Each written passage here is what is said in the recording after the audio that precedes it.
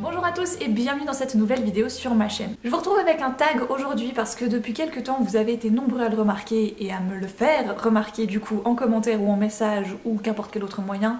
Margot, qu'est-ce qui se passe? Tu fais plus de tag. Et c'est vrai, ça fait longtemps que j'ai pas fait de tag. Mais ça fait un moment qu'il n'y avait pas un chouette tag, je trouve. Alors du coup, j'ai repris un tag pour lequel j'avais été taguée. C'est même pas je me suis auto-taguée, j'avais été taguée par Bookie Marie, qui avait elle-même créé ce tag, je crois, donc le Tea Book Tag. Donc on va parler de thé, de sortes de thé qui sont en lien avec une caractéristique, et cette caractéristique est en lien avec un livre, forcément. Donc sans plus attendre, je me suis munie de ma petite tasse de thé que Nine m'avait offert pour notre swap. J'ai les questions, et comme j'ai recopié les questions de ce tag il y a déjà un petit moment, donc du moment où Marie m'avait tagué, et ben je sais plus du tout de quoi ça parle, donc on va voir. Je ne sais absolument pas encore quel livre va avec quelles caractéristiques. C'est le principe freestyle et on verra. En général, ça marche. Pour le premier thé, on va parler du English Breakfast, un livre que tout le monde t'a recommandé et que tu as fini par lire. Pour celui-ci, je dirais Cinder, le premier tome des Chroniques lunaires de Marissa Meyer, parce que tout le monde en parlait énormément. Et moi, comme ça partait un peu vers la dystopie SF, cyborg, etc., j'étais moyennement partante, c'était pas trop le genre d'histoire qui m'intéressait, mais en même temps il y avait le côté réécriture de contes qui allait avec, et du coup cette partie-là m'intéressait pas mal. Finalement je l'ai lu, et finalement j'ai beaucoup aimé ma lecture, un peu moins celle du tome 2, donc j'en attends énormément du tome 3 Cress. Mais Cinder fait partie de ces livres qu'on m'a énormément conseillé, ou que j'ai vu un peu partout, et même si au début j'étais un peu réticente, j'ai fini par craquer, et je regrette pas du tout mon craquage. Pour le thé Earl Grey, il faut choisir un livre sombre qui nous a laissé une forte impression même après avoir terminé notre lecture.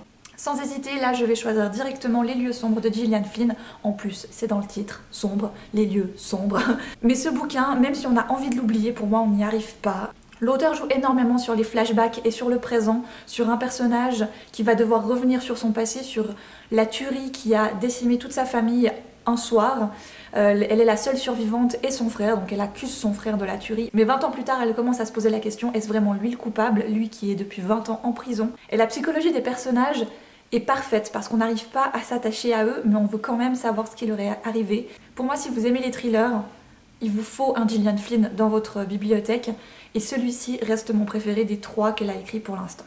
Ça c'est le thé, je sais jamais comment on le prononce.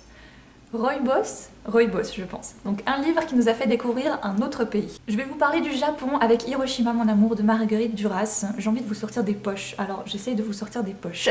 Celui-ci je l'ai lu, bon il y a déjà bien quelques années, je pense que j'étais en première année d'apprentissage, donc j'avais 17 ans tout juste. Ce que j'aime dans ce livre, c'est le côté pièce de théâtre, le côté scénario en fait. C'est l'histoire d'une femme qui est, je crois qu'elle est juste figurante, elle a vraiment une toute petite apparition dans un film sur la paix qui est tourné au Japon en 1957, et elle va rencontrer un japonais et elle va vivre une histoire d'amour avec ce japonais, et en même temps il y a cette histoire de film.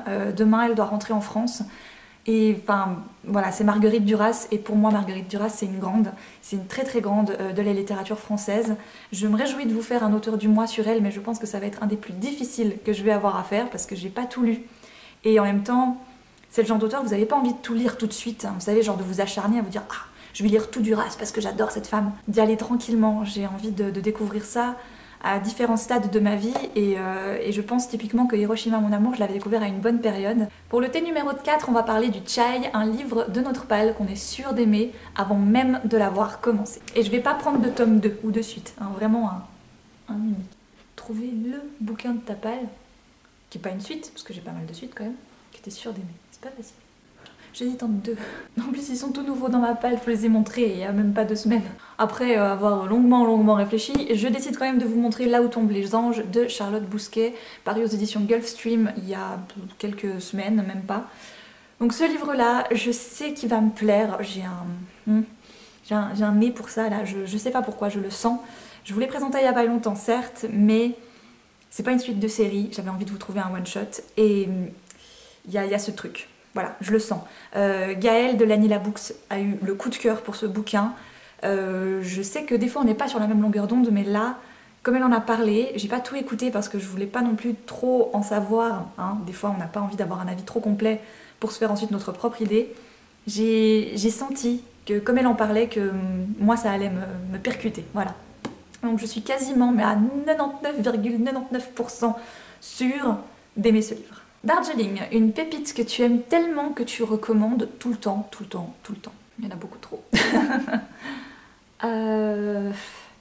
Est-ce que je prends une pépite que, en effet, je vous ai recommandée 1500 fois, qui est donc Ce qui nous lie de Samantha Bei, et donc du coup, c'est un peu débile parce que pour le tag, ça fait absolument rien de nouveau. Ou bien j'en prends un autre, que je recommande pas si souvent que ça, mais que je sais est une pépite. Je penche pour la deuxième option. Et du coup, je choisis Les Brumes de Riverton de Kate Morton aux éditions Pocket, parce que ce bouquin, il est juste waouh. Si vous aimez les secrets de famille, les trucs qui se passent dans des énormes baraques, avec plein de secrets, plein de portes qui cachent plein de choses, des événements passés dont les gens n'ont plus énormément de souvenirs, et tout d'un coup, tout refait surface, mais ça, moi j'adore tellement ce genre de bouquin, c'est le pied ultime. Et alors, dans Les Brumes de Riverton, Kate Morton, elle tient le debout, mais jusqu'à la toute fin, et vous êtes là genre... c'était ça. Voilà, donc ça pour moi c'est une grosse pépite, c'est bon, vous savez, vous le savourez, il est juste parfait. Voilà, et heureusement que j'ai déjà tous les autres romans de Kate Morton dans ma palle parce que, voilà, j'ai pas envie de les lire trop vite non plus, c'est comme Duras, j'ai envie de faire durer petit à petit, mais ça c'est... Oh long, le genre de livre que tu considères comme étant ton péché mignon. C'est trop difficile ça, parce que j'ai pas un genre où je me dis ça c'est mon must. J'aime énormément le fantastique et la fantasy. Je dirais pas que c'est mon péché mignon, je dirais que c'est ma petite zone de confort. Je sais que j'y suis bien, j'ai grandi avec, et même aujourd'hui à 25 ans, j'ai de la peine un petit peu à m'en défaire. Maintenant, mon péché mignon, je dirais que justement, comme c'est un péché mignon, j'évite d'en lire trop parce que j'ai peut-être pas forcément envie de me dégoûter non plus. Mais j'aime en lire de temps en temps, à petite dose.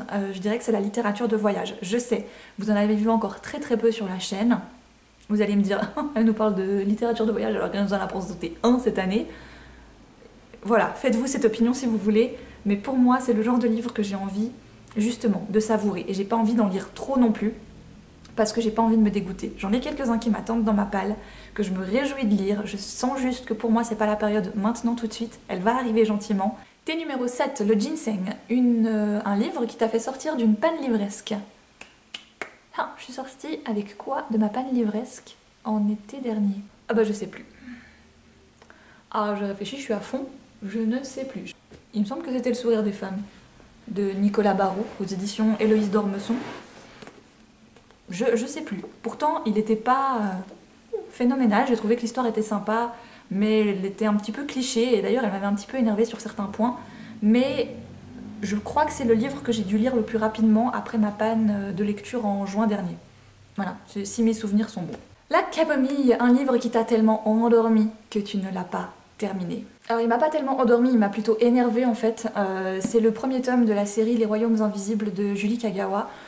La princesse maudite, et j'ai absolument pas croché à ce bouquin. Je suis arrivée aux 250 pages, je crois, à peine, et j'ai même pas posé complètement ma lecture, j'ai été lire le dernier chapitre juste pour voir comment ça se terminait.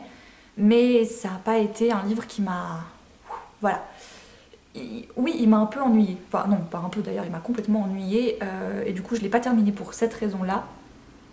Donc, pour la réponse, je dirais qu'il m'a pas endormie, il m'a ennuyée et énervée.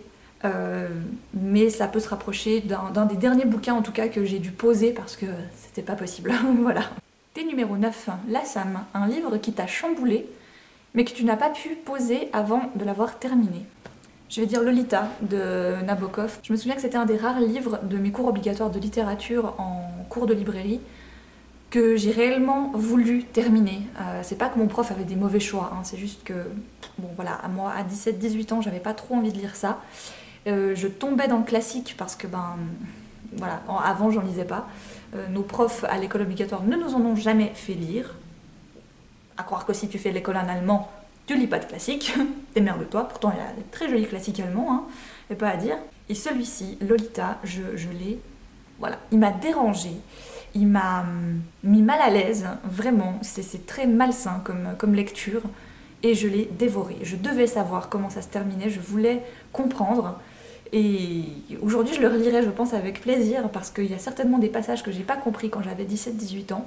Et le dernier thé, c'est le thé vert matcha, le livre qu'on considère comme le joyau de notre bibliothèque.